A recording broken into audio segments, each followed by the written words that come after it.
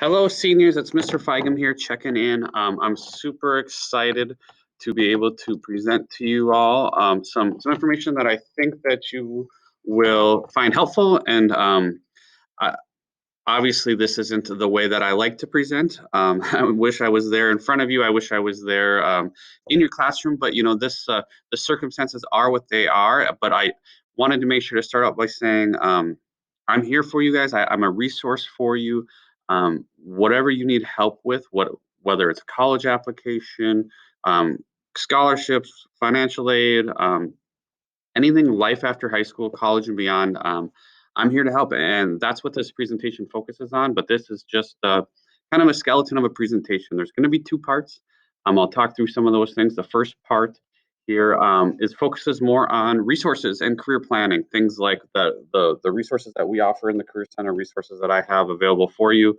And then we're going to talk about some career planning stuff. I think sometimes when we um, come through to the career center, we all would automatically jump to college, right? We talk college first. I want to go here. I want to go to this university. I want to go to this part of the country and study. But really, we should flip that thinking. Put career first. So I want to just highlight some careers, some in-demand jobs, some why education is important in getting that career that you want, and then we'll jump in part two where we'll talk more about the college application process, and then we'll really focus on the essay.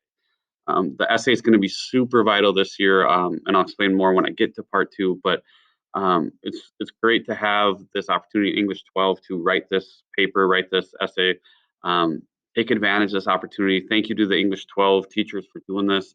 I think it's something that is going to be really important for you as you start to navigate the college application process. So I hope you like my bit emoji. That's a new addition to this presentation. So I was really proud that I was able to get that on there and share that with you. So if you don't enjoy it, I apologize, but that is supposed to be me. So let's get going here. So the College and Career Center, if you haven't been down here, this is right in the main foyer here. You've walked by it 1,000 times by now being a senior. But this resource is still here. Whether we're hybrid, whether we are distance learning, when or if we're back in person, um, all of these resources are still available to you. Whether that is you checking in with me through email, a Google Meet, or a phone call, we can set up one-on-one meetings as well. If you need support in any part of the college application process, whatever you are most comfortable with, we can definitely set that up for you. So um, I'm going to go through a few things on our website because I think the Career Center website is got some great things on there, and I want to make sure that you know where those resources are as you navigate the process, and so you know where to go if you have questions. Um, Also, you can follow me on Twitter. If you, I know a lot of you maybe don't use Twitter anymore, but I still think that that is the best way to get information and quick updates out to families, to students, hear from colleges even. I think Twitter is a super useful tool. So I still tweet some pretty helpful information, scholarship deadlines, upcoming announcements, that kind of stuff. So definitely feel free to follow me on there, and we'll go from there. So let's open up the Career Center website. The couple things that I wanted to just make sure to highlight: how do you get to the website? Is you go to the Andover High School page. Under support, you go to Career Center, and then that opens up our Career Center page. The things that I wanted to highlight for this part of the presentation are just these quick links. Okay, these are sort of the things that are most pressing, most commonly asked questions, if you will. The ACT. I'll just throw a little plug in here. A lot of you maybe are concerned or haven't been able to get the ACT test completed as part of your college application or for your college application, and that's okay. Two things to that, right? We're going to take the ACT as of right now, as of August 27th, when I'm recording that, we're going to take the ACT here at school on October 6th. All of the registration for that will be done in school, so you don't have to worry about that just yet. We'll get that information to you when it becomes available. That ACT on October 6th is the all parts of the exam, including the writing. You have to take all the parts. It's on paper. Um, One of the biggest tips that I would give you when you register for that test, you get to send your score to 4 schools for free. definitely take advantage of that. It doesn't hurt you for them to see your first score. If you've taken it multiple times, they'll always look at your best score. If you wait until after, then the College Board charges you $13 to send your score. So take advantage of that free resource when you get the chance. The other thing that I wanted to make sure to highlight is this college application process document. There are a lot of questions about the college application process, and this Google Doc is overwhelming. It's long, right? But what I tried to do is put some bookmarks and some links directly to your topics, right? So if you're talking about completing the application, you can jump right down to this bookmark right here, okay? It's whether if you completed it directly through the institution or through the common application, it's just these charts break it down into different columns for you. So lots of great stuff on here. Requesting your transcript, sending your ACT score, requesting letters of recommendation. All of that is right in this document. And again, that link is on our Career Center page. A couple other things, if you are if you've got your application in, you got through that process and you just need transcript help or you need to put your transcript in Naviance, all of those directions are right here. Whether you just need the form, sending your transcripts a two-part process. You fill out the form. You fill out this form here. I'll just show it to you. You pay the $3 fee. You bring that right into the Career Center to Miss Stam, who is the Career Center para. She will collect your fee and your payment and give you change if you need it. We take cash for check. Credit card is not accepted, unfortunately, but so you have to make sure to have that with you. Then the second part to this is you have to request it in Naviance. If you get stuck and you need help requesting your transcript in Naviance, this page is a PDF with screenshots that walks you right through your the process for doing that. Remember, Naviance is an icon under the lock and key, under your lock and key landing page. So if you log in to that account, you can log into Naviance. It's just one of the icons there. Once you get logged in, these steps walk you right through it. So again, I just show you this more to just tell you the resources are there. If you need help, you run into any trouble, just reach out again, and I will assist you in making sure that you get what you need for your college application.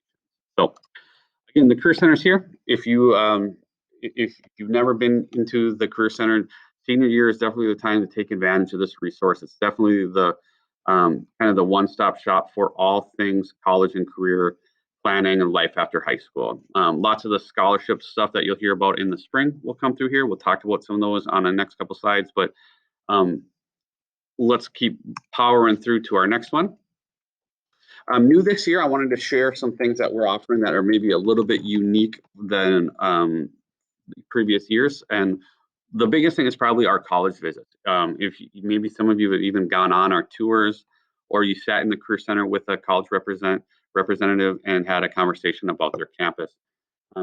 Obviously, because of the COVID pandemic, we're not able to do that this fall, but we want to make sure that you still had those same opportunities. So what we did is we set up Google Meets with different representatives throughout, like kind of our top 20 schools, top 30 schools throughout the upper Midwest, and even some more popular out-of-state campuses like Grand Canyon and those schools. So each week, starting Monday, September 28th, there's a different theme. Our first one is the University of Minnesota system. So on Monday, September 28th, you can join any of these meets. The link is on our website. I'll show you that on once I'm done here explaining. But you can join, ask questions, listen to a presentation. It will be pretty informal, just like you were sitting across from the admissions rep, but this is open to all students. So what would happen is you would come on at, let's say, 9 a.m. I would jump on there and introduce the University of Minnesota Twin Cities. The rep from the U of M would do their presentation, maybe a 15, 20-minute presentation, and then we would open up for questions at the end. So if you have specific questions, this is a great time to take advantage of these reps giving us their time. So this is Monday, September 28th. If I click on this link here, and I'll share this presentation with the English 12 teachers so that you guys have access to these links and they can maybe put it in their Google Classroom. But again, it's right on our website under Support and Career Center. If you go to under college visits, there's virtual college visits, and you can see all of the upcoming ones that we have going on. 28th is University of Minnesota Systems. We have our state colleges. We have our private colleges on the October 12th. We have our 2-year colleges on the 19th. Some out-of-state options at the end of October, and then our military and some of our specialty schools kind of round up our visits for the year. There'll be another round of these again in the spring, but those are more for like, okay, I know where I'm going. How can I get help with this, right?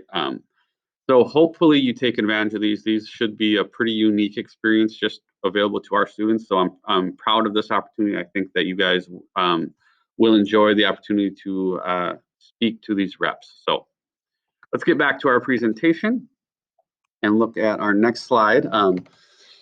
So I wanted to make sure to highlight this, right? When we talk about college, I say that term all of the time. And college, remember, is any education beyond high school that results in an earned credential that's going to get you a job. That's the goal, right? We want to make sure that you are getting the training that you need to get a job. This chart, the numbers aren't really what's important to me. What is important is the size of the bars. So on the left-hand side over here, we have our degrees ranked from the most schooling, our doctorate degrees, down to the least amount of schooling. So doctorate to you didn't graduate high school. The blue bar here is the expected unemployment rate. So higher the degree, smaller the blue bar, the less likely you are to be unemployed. Okay, so the green bar then is your median weekly earnings. So how much can you expect to get paid for these types of jobs? Bigger green bar means more money, and then you can see this education here, it's going to pay for itself, right? And there's lots of opportunities available in all of these fields, right? Whether you're thinking a 2-year community, a 2-year trade, the military, whatever that looks like for you, there's lots of opportunities. And I'm going to talk about some of those on the next step. But I always like to show this because I think um, it shows the value in education, the value of getting training in some type of career path that's going to help you get employed, right? So I want to kind of get away from the understanding that college is only 4 years. There is great opportunities at all levels. The key is you have to get some type of training to help you get that get into that career path. So looking at some job trends and projections for Minnesota from 2014 to 2024. So right like when you guys are getting ready to enter the workforce, where are the openings, right? Where are the most common areas of need for employers, right? And the largest one is healthcare. Healthcare is such an important field as we can see during the crazy times right now. Lots of opportunities, whether that's in nursing, whether that's 4-year nursing, 2-year nursing, whether that's in professional healthcare programs, whether that's in technical healthcare programs like sonography. Um, my wife is pregnant right now. We're expecting our first baby girl in a couple of weeks here, actually. And we've been, because of the pandemic, I haven't been able to go, but she's been going to see, going to the ultrasound tech all the time. And that person is such an important role in the healthcare field. So there's lots of great jobs. Manufacturing is a kind of a changing, ever evolving industry. A lot of times people think manufacturing, they think like dirty, kind of you're in the warehouse grinding it out. And really that's changed. It's very high tech. It's very engineering based. Lots of business management degrees, engineering degrees end up working for manufacturing companies and helping to streamline that process. So construction is huge. Whether I live in a neighborhood where they're building houses. They're popping up like crazy. If you think of all the jobs that go into a construction, just one job of building a house, whether it's electrician, HVAC, all of those things are in demand. Education is important. Teaching is a area of need. And I don't show you this to be like, okay, this is where you should go, right? I show you this to be like, hey, here's where the openings are. If your preferred area isn't on here, it doesn't mean you're not going to get a job. It just means that it might be more competitive. It means that there are, maybe less of a need, and you might have to relocate, or you have to maybe be open-minded to different situations too. So take this for what it is. Again, I just like to use it as a baseline for starting some conversation. High demand jobs, these were sort of the four most.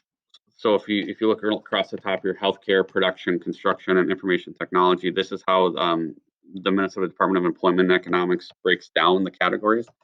These were the most high demand jobs, right? So there's a ton of really highly skilled, highly educated jobs, to 2-year degrees to certificate programs. And I just wanted to make sure to highlight that because if I go back a few slides, that's what I was talking about here.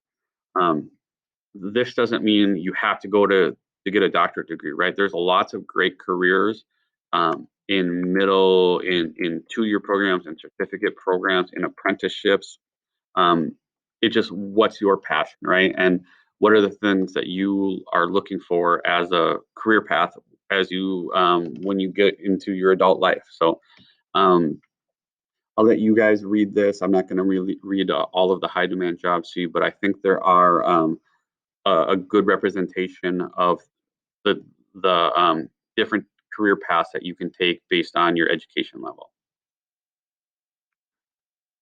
This breaks it down by metro area.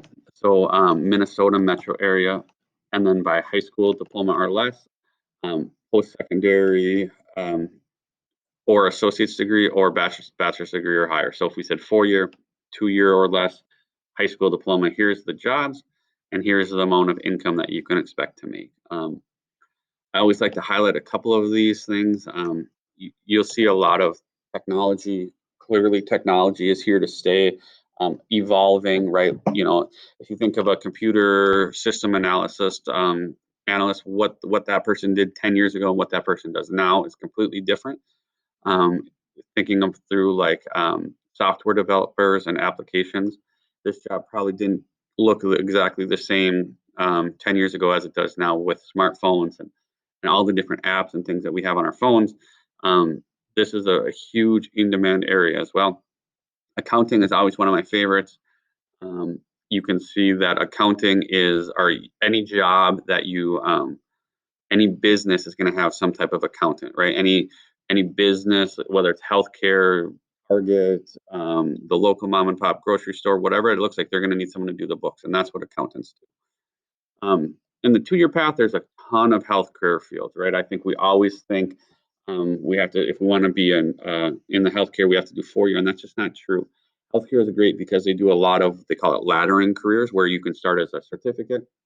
You can get your nursing 2-year nursing degree. You can build that into a 4-year nursing degree. You can build that to much higher. So there's a lot of great pathways in the healthcare field, and a lot of times employers, hospitals will pay for you to go back to school. If you get a 2-year degree, they might pay for you to get your 4-year degree.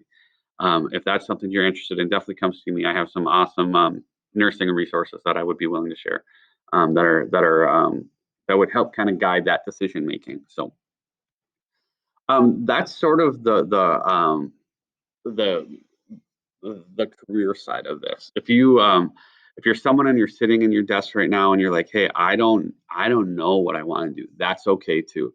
You don't have to know everything right now. Still, the most popular major is undecided. The key thing is we want you just to be aware to have an informed decision-making process is the starting point. And nothing. This isn't locking you into anything. This isn't doing anything that is permanent. Right? People change their majors. People change their career paths. It's all part of getting older. And I hope none of this scares you.